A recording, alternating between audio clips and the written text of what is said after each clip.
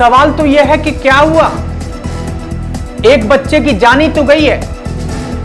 हां, आप सही सुन रहे हैं, एक बच्चे की जान ही गई है केवल। जातिवादी व्यवस्था ने लाखों नागरिकों को नुकसान पहुंचाया है। बदलाव संभव नहीं है, मरता है तो मरने दीजिए। जो लोग आरक्षण के खिलाफ एकजुट हो जाते हैं, वे लोग जाति व्यवस्था के खिलाफ एकजुट क्यों नहीं हो जाते, यह मेरा मूल प्रश्न है। क्या भारत सरकार जाति व्यवस्था को मिटाना चाहती है? और मैं पूछता हूं कि जब जनसंख्या नियंत्रण पर कानून बन सकता है तो जाति मुक्ति कानून क्यों नहीं बन सकता? कानून बनाने वाली सरकारें और लागू करने वाली तथा मीडिया ही जातिवादी व्यवस्था का समर्थन करते हो तो कानून बनेगा कैसे? और सबसे ज्यादा जातिवाद अगर कहीं है तो वो मीडिया में है।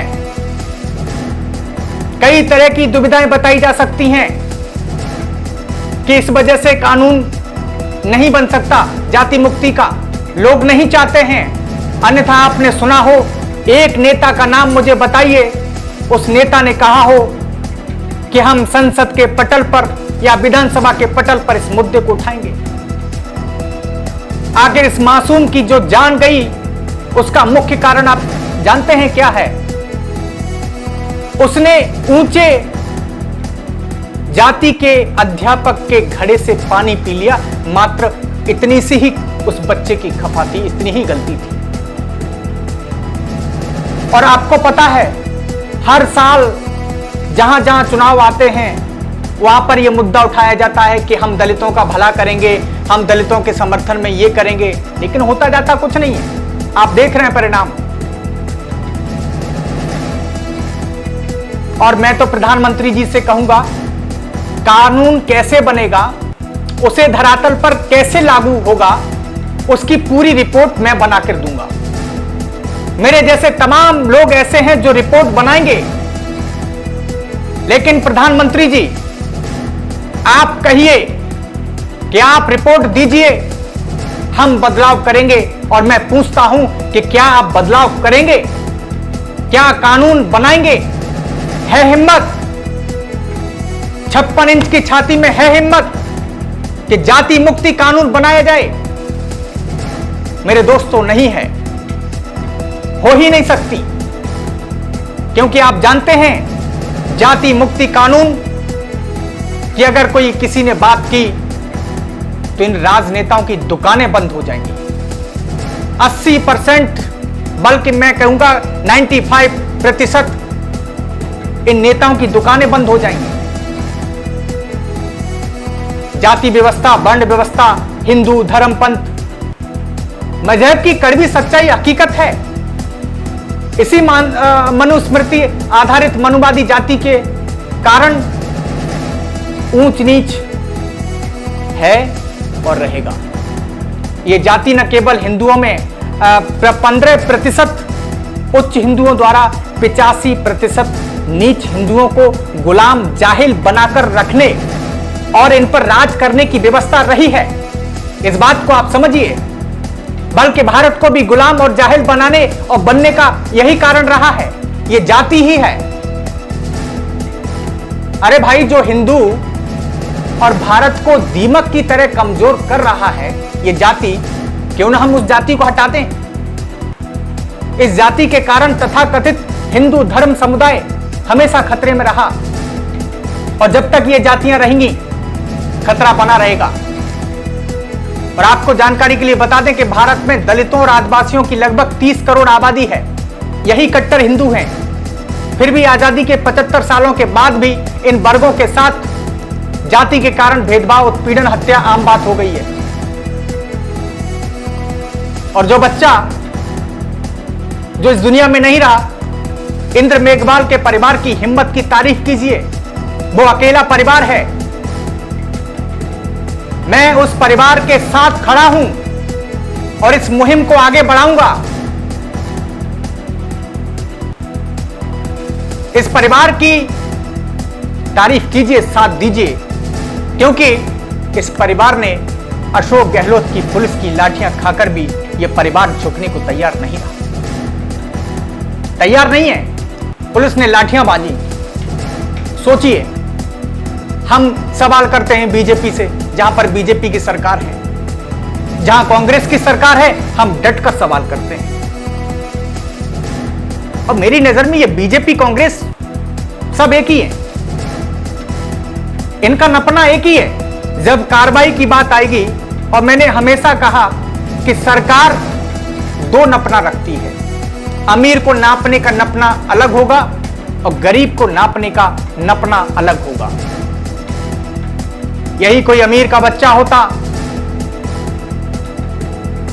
तो क्या पुलिस की हिम्मत थी कि जिस परिवार का बच्चा नहीं रहा उस परिवार पर लाठियां बाजे? ये अशोक गहलोत की सरकार और अशोक गहलोत की पुलिस कर रही है। मेरे दोस्तों,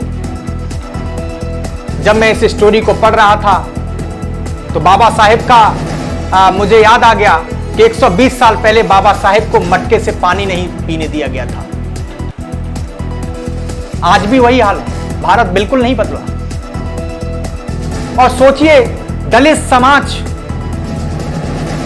से इनको क्या कितनी तकलीफें रही है, हमेशा से तकलीफें रही है। मूंछ रखने से तकलीफ, घोड़ी पर चढ़ गया, क्यों चढ़ गया उससे तकलीफ, मटकी से पानी पीने से तकलीफ, स्कूल जाने से तकलीफ, सार्वजनिक स्थान पर कुर्सी पर बैठने से तकलीफ, ध्वजारोहण करने से तकलीफ, मंदिर में घुसने से तकलीफ, अच्छे साफ कपड़े पहनने से तकलीफ, अच्छे अगर बच्चा कोई नंबर ले आए तो उससे तकलीफ। आखिर समझ नहीं पा रहा हूं कि देश आजाद हुए 75 साल हो गए, ये कौन सी आजादी का अमृत महोत्सव मना रहे हैं जिस देश में यह हालत है कि एक दलित का बच्चा मटके से पानी पी लेता है और वहां का अध्यापक उसे मार देता है। एक सामंतवादी शिक्षक उसको इतना पीटता है बेरहमी से कि पीट कर उसकी हत्या कर देता है। उसके कान के नसें फट गई, आंखों पर गहरी चोट आई। आखिर कौन सा आजादी का अमृत महोत्सव मना रहे हैं? और मैं पूछना चाहता हूं बड़े बड़े वैज्ञानिकों से, बड़े बड़े भक्तों से, मैं यह जानना चाहता हूं, मेरे सवाल का जवाब दीजिए।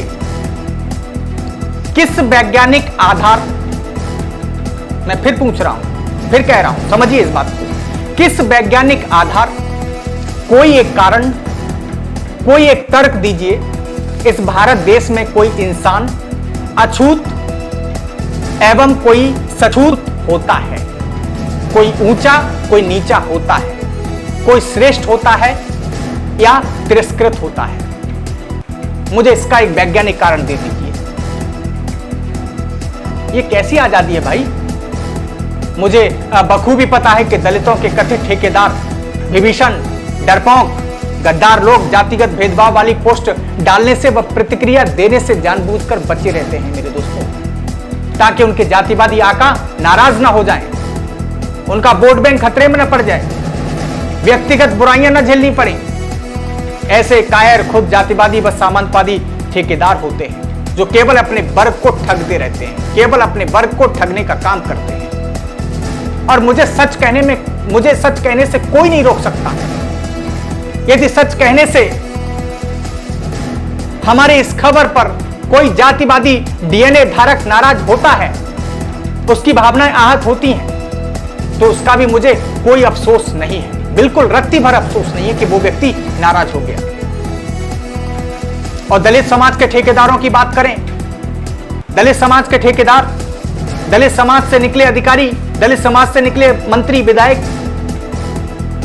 जब वो अधिकारी दलित समाज से मेहनत कर रहा होता है, संघर्ष कर रहा होता है अपने मुकाम पर पाने के लिए, तो उसको लगता है कि मैं दलित समाज से हूं। और जैसे ही वो अधिकारी बन जाता है, कुर्सी उसे मिल जाती है, उसके बाद उसके अपने ही समाज के लोग